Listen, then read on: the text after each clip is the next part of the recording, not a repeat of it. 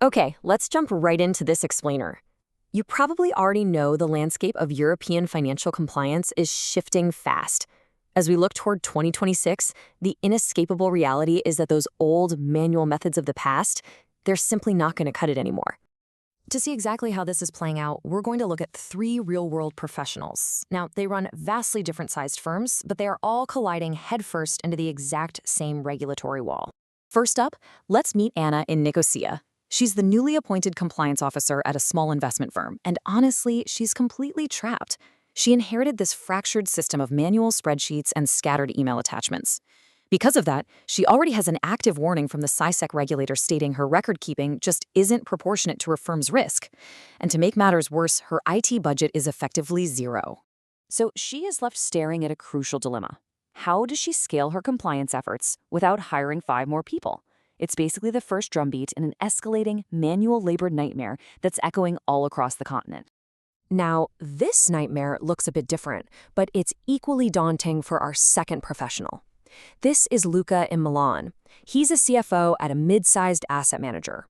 They trade equities, hold some small crypto positions, and operate a cloud client portal. He confidently expected that exactly 4 EU regulations applied to his firm. But after a simple consultation, his regulatory burden instantly tripled. The actual number of regulations he's suddenly facing is 12. This leaves Luca facing an absolute structural nightmare. He's asking a critical question. Which RegTech category addresses each of these obligations without forcing him to build 12 completely separate systems? He basically has to figure out how to piece together all these overlapping solutions just to keep the firm compliant. Finally, let's look at Elena in Tallinn. She runs a 15-person fintech company with a consumer lending app. If she tries to rely on manual processes instead of regulatory technology, meeting her obligations would require hiring 3 full-time compliance staff. Think about that for a second. That is a staggering 20% of her entire workforce dedicated purely to keeping the lights on. For Alina, this central struggle is really about survival. How do you build proportionate compliance for just 15 people when you have absolutely zero enterprise budget? She is essentially fighting enterprise-grade demands on a super lean startup budget. And the sheer weight of these converging 2026 demands is just staggering.